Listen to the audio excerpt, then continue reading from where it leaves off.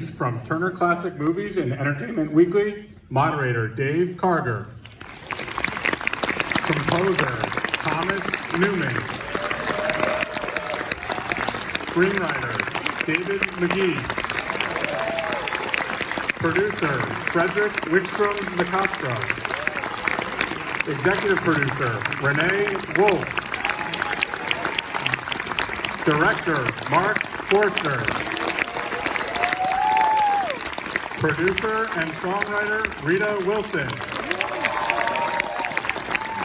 And the stars of A Man Called Otto, Tom Hanks, Mariana Trevino, Manuel Garcia-Rulfo, and Truman Hanks.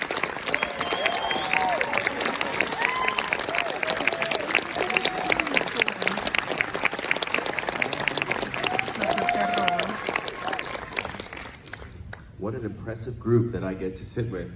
And I can barely see you, Tom. How's it going over there? Just perfect. Hey, I'm curious, raise your hand to anyone on this stage who just saw the finished film for the first time tonight. Wow. I love that. Frederick, let me start with you. Where'd you go? You're over there. Since you were one of the producers of the Swedish version of this film, so you kind of have the longest history with this project. Had you ever thought about doing an English language version of this? Yeah, so my journey with this project started almost exactly 10 years ago.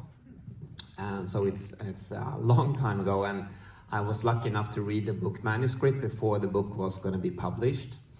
And I just love this life-affirming and hopeful story. That was so inspiring. It just made me go out and want to make new friends. And I met Fredrik Backman, the author, and he had never published a book before. He was like 33, very young. And he came to our office, and he was just so grateful that someone had read his book and liked it. And so, of course, very excited that we wanted to make a film out of it. Now, the plan was, we never thought the book would sell anything. We just loved the story, and we planned to make a really small Swedish language film, which we produced first. But then the book became a huge international bestseller, and it has now sold 8 million copies around the world. And it has also become a bestseller everywhere, like in Europe, in America. America is the biggest territory for the book. And now the book is selling like crazy in China. That's the biggest. So it's very universal. It's like everyone seems to have an Otto. Every country seems to have his own Otto. So after we did the Swedish film, and we felt how much this story worked here in the US, that was really when the idea started. So that was 5 years ago. So Rita, my understanding is that you found the book, or read the book, loved it, and the two of you guys watched the film. What went through your mind about how you could get involved with this? I just had that moment of panic, like, I gotta get this before anybody else does. You know, you have that feeling where you just think, I love this so much. It felt like so life-affirming, and also because Tom and I have discussed many times that it's so hard to make really good comedies that are actually about something deeper, and I thought, you know, he'd be pretty good in it. And so literally, after seeing the Swedish film, that came in one of the Academy packets, right?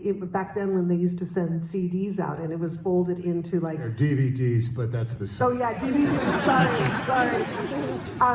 And literally within 20 minutes, I was like, we've got to get this, you've got to do this. And we called the next day, and Fredrik, I think you happened to be in LA, or you were coming in. He happened to be in LA, and we immediately had a meeting and tried to be all cool about it.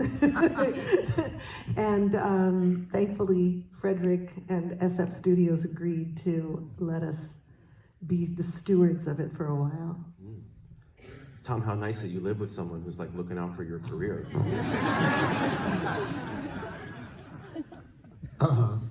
For 365 nights, I slept with a producer to get the part.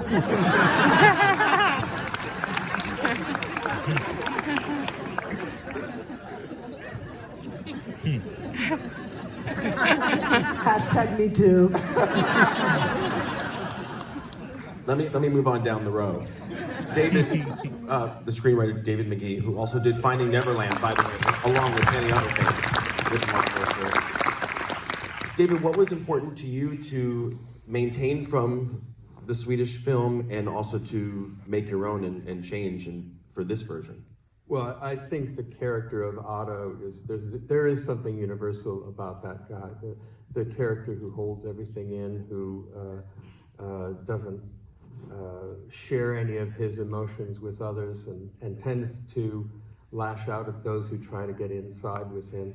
And there's something fun and funny about that, but there's also something obviously that is very poignant when you manage to look below those layers. So that was what I responded to. I saw the film first, loved it. Then I read the book and loved that as well. So really it was a question of what translates into an American version of that story. We don't have socialized medicine, which plays a big role in the Swedish film. There are several other things that don't quite fit in an American society. So we created Die America and various other things, but I just responded to it immediately. How about you, Mark? What spoke to you about the story and the characters? It's as Rita mentioned before, it is a very life-affirming movie and story and book, and it brings people together. It opens someone's heart, and it's ultimately gives him purpose to live.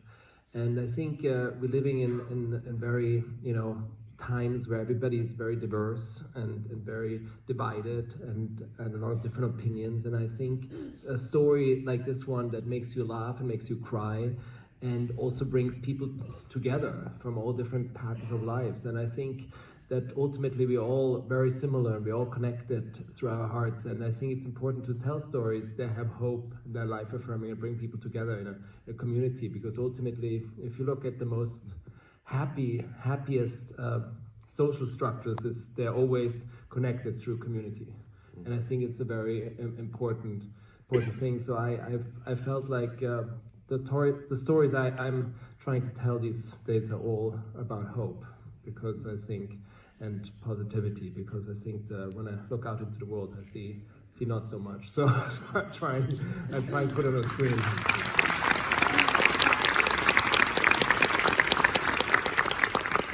Tom, for those of us that have spoken to you in the past, you're always exceedingly pleasant. What was your way into this guy? Do you have an inner grouch? If you don't want to be alone in a car with me when somebody up ahead doesn't turn their signal, use a turn signal. Because I go off, man. I use, let's just say, salty language. And it goes on for quite some time. You know what I'm talking about. You're gonna make a left turn, and there's a car coming towards you at the intersection, and you're waiting for it to pass you, and it slows down, and it slows down, and it stops right in the middle of the intersection, and you've got your blinker on, and you're not and then finally they start making their left turn, and all, you son of a bitch. Yeah, I guess it's impossible for you to hit that turn signal, isn't it? Thanks very much. Thanks for the use of the turn signal. It's wonderful to know that you know where you're going, but I have no idea where you're going. But by all means, let's just stop in the middle of the intersection here in Los Angeles, a city that is made up of left turns.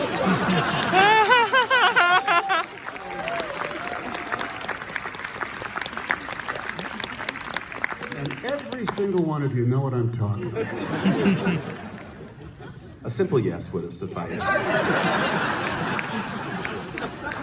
Can we talk about this phenomenal young actor sitting next to me, Mr.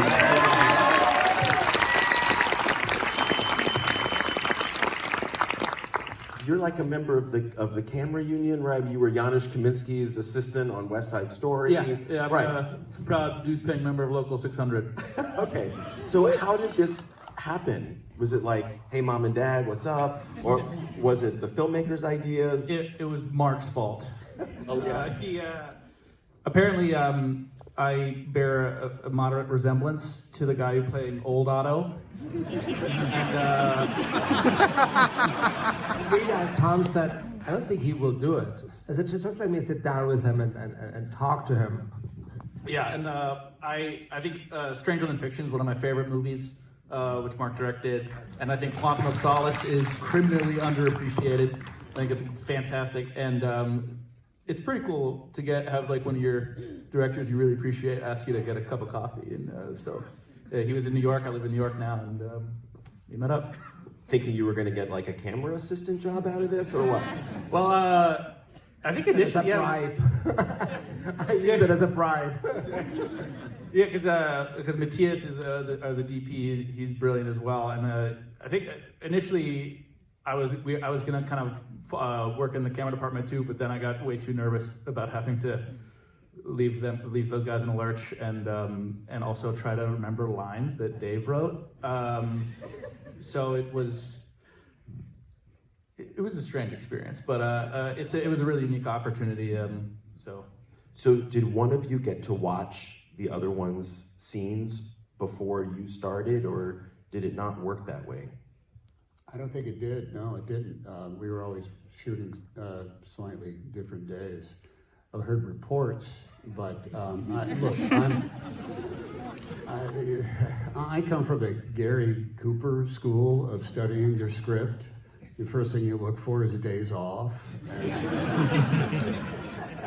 So I didn't show. We saw some photo. We did talk. I talked a little bit about some physical gestures and the way to walk when you're pissed off. But the thing we're really dealing with is the good news is that I looked like him when I was 26. The bad news is he's going to look like me in another 40 years, and he's just going to have to deal with that. So, yeah. Mariana, you're just so fabulous in this.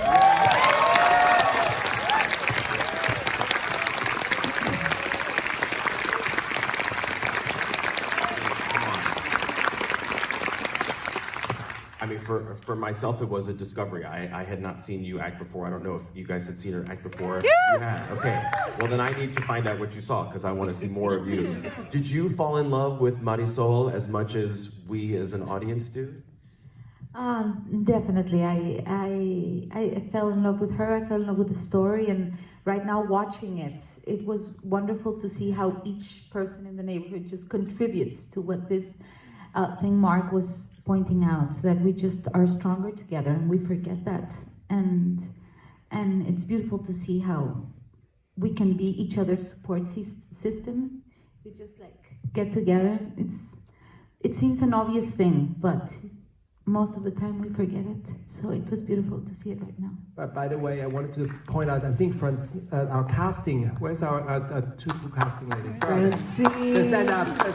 Molly, Francine Maisler. Both of them. Molly, stand up. Because of the two of you, I got to meet Mariana, and thank you both, because Mariana. Can I just say quickly and add a little story? So Francine, you know, we would be looking at auditions, and this audition came up, and it was Mariana's that she did on an iPhone in a hotel room, and she created the world around her. She had a little pot of the food. She was talking to an imaginary Tommy on the side in Spanish. And it was like she jumped off of this screen. And Mark and I, we just thought, what the heck is this that we've just seen? We've got to get this woman immediately. So thank you, Francine and Mom, I must say, for bringing Mariana to us. Just what Rita said, it was the craziest audition I've ever seen. Because she's talking into a cell phone. She's doing the lines of Tommy and Otto as well. I'm like confused a little bit. So she has nobody she reads the lines with. Just for any actress out there, I've never seen like someone you alone talking to the cell phone. It was like the best thing I've ever seen. All that humanity there, though. Well, maybe you'll put that audition on the CD of this movie. But did you have an opportunity to do like a chemistry read? No, we did not. No, we didn't meet each other until we went to the great city of Pittsburgh and met for the first time in the production offices. Rita just came into the room at home and literally said, You need to see this. And it was her, we looked at it on Rita's iPad. And there was just no denying. And, you know, I don't know what the boss said, but she said, what do you think? And I said, well, I think we should just get her. And that was that. Wow. I thought she was going to be taller, but actually plays in. But you know, I think the theme of this movie is we hope that everybody in America will want a pack of Mexicans to move across the street. There you go. You know, did I say pack of Mexicans? You know, sometimes we look upon them in that way. You know, in the gringo world, but it's like if you want to live a better life, have a busybody Mexican woman knock on your door and you know say ¿Qué pasó? Right. Manuel, tonight you're looking much more like the Lincoln Lawyer than you are Tommy. Right. But you and Mr. Hanks have a history. You guys did Greyhound together. Yes. Right. So were you excited when you found out you were going to get to do something else with this guy?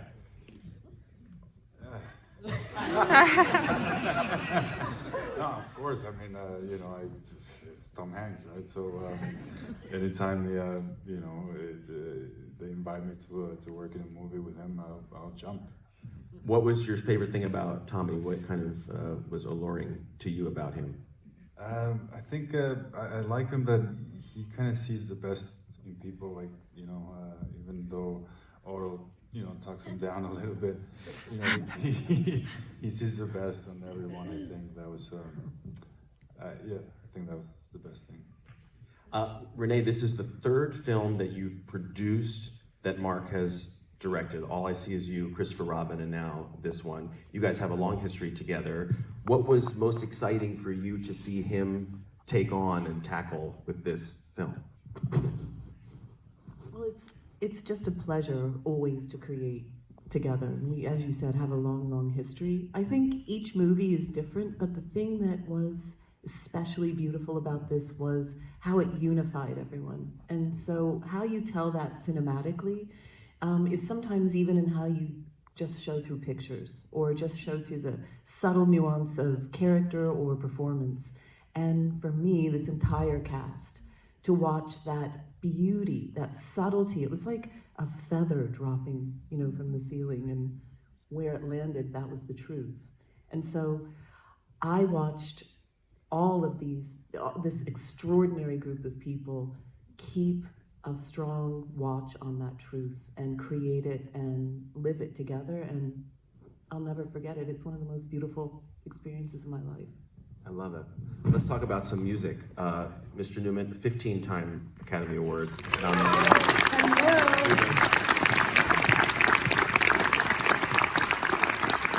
I can't think of another composer working today when I hear a score that's yours, I'm like, it's Thomas Newman. And it's just so, it's so fun. Is that good or bad? No, it's good. That's right. But what did you want to add to this whole equation with your work on it? Oh, you just don't want to get in the way, and you know, it has a certain pace and a certain feeling, and I think that was the toughest thing, is what was the pace? When was it heartbreaking? When was it hilarious? And how could you not overly push anything like that and just let the actors do what they do?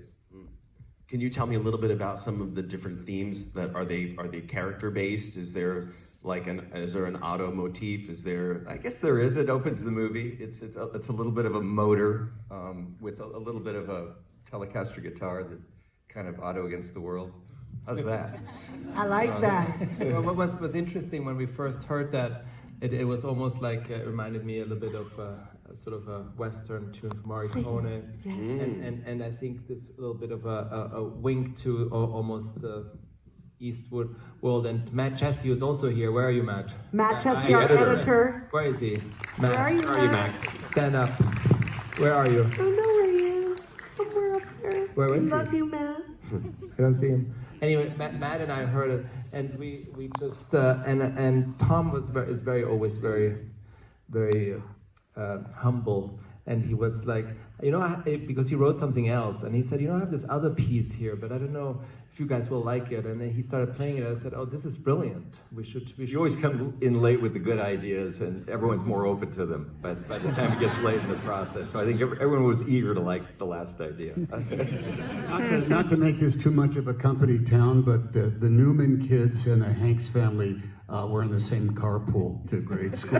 Yep. So we got the gig. We've known their kids. Anne Marie is in the audience somewhere, and they were little, and we drove carpools. So we've seen each other in our pajamas in the driveway. many mornings.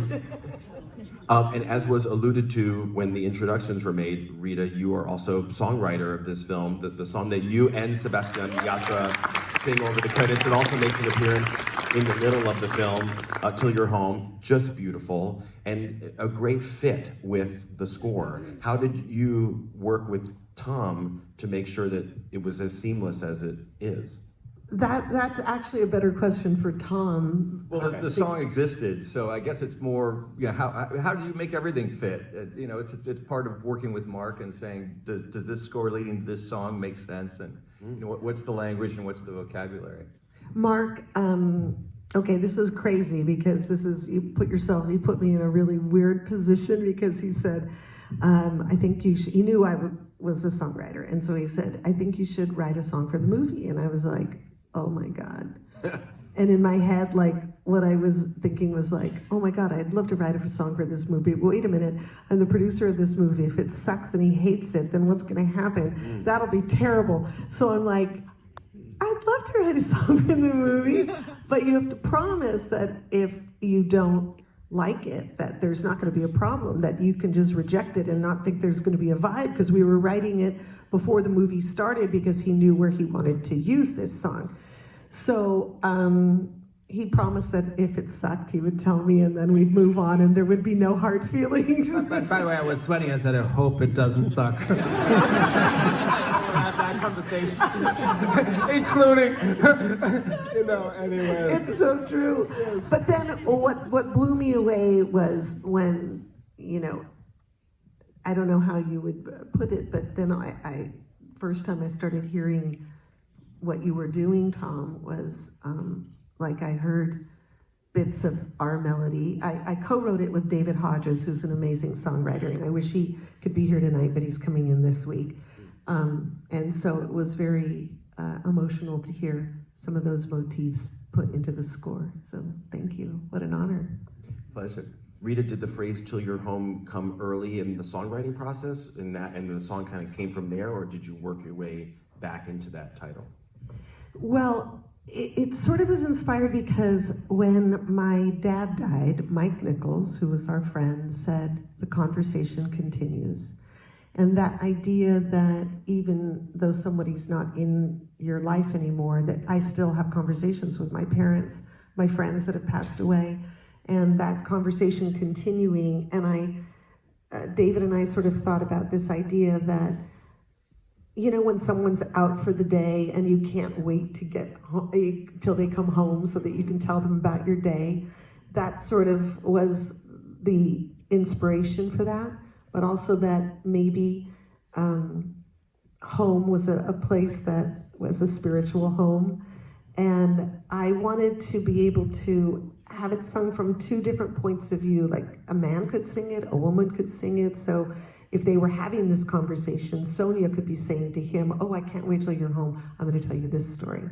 And then at the end, after Otto dies, I was beginning to think that maybe if there was a female voice there, that could be Sonia now welcoming Otto home, and to have Sebastian Yatra, this amazing Colombian singer-songwriter, perform. He did Dos Oruguitas in Encanto, if you guys know who he is.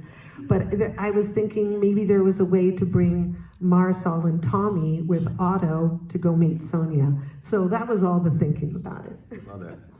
Let me finish with a question for the cast members here, because there's kids in this movie, there's animals in this movie, it's like all the stuff you're not supposed to do. So which were camera assistants trying to act, and doing a fabulous job. Which were the bigger pleasure to work with, the kids or the animals? Those girls were just, they're Christina and I'm blanking. Sorry, I'm so nervous. Christina and somebody shout out. Francine, help me. Allie, thank you. Yeah. They were magical. They should not have, they should not have been as carefree and easy as they were. It was like hanging out with pretty groovy kids. Well, you really did play with them. I mean, and then they just, they happened to be filming at the same time we were goofing around. They were extraordinary. They were very funny. We're very blessed again, our casting ladies, that we found them, and I was blessed in a couple of movies with great kids, but those two were very, very, really special and just wonderful to work with. But I don't want to take credit for Schmegel, who was the cat, because there was only one cat, it was Schmegel. And Schmegel sometimes performed and sometimes just walked off the set and straight in his bed. But the producers gave me green screens days to shoot more Schmegel, and pretty much what you see up there is 90% is Schmegel and 10% is CG, like most actors do. Right. 10% is CG, 90% is done. But that's... And cats really look at you, I've worked with dogs, and the dogs are always looking at the trainer just off your shoulder, It looks like they're looking at you with love, but they're actually looking at the trainer. But a cat looks you dead in the eye. Schmegel, I mean, all that stuff when he's on the bed, literally, Schmegel would just kind of do this. Dead solid, right in the pin spot. It's kind of amazing. And I didn't think you could train a cat, but Schmegel is now, well, he's actually a pilot for Delta Airlines. That's how smart Schmegel is. He's literally, I'm Schmegel, I'm your pilot. We should be landing in Savannah, Georgia right on time. Schmegel. I can't thank all of you enough just for being here and taking the time and showing us this absolutely gorgeous film. To all of you, congratulations. Thank you for being here, everybody.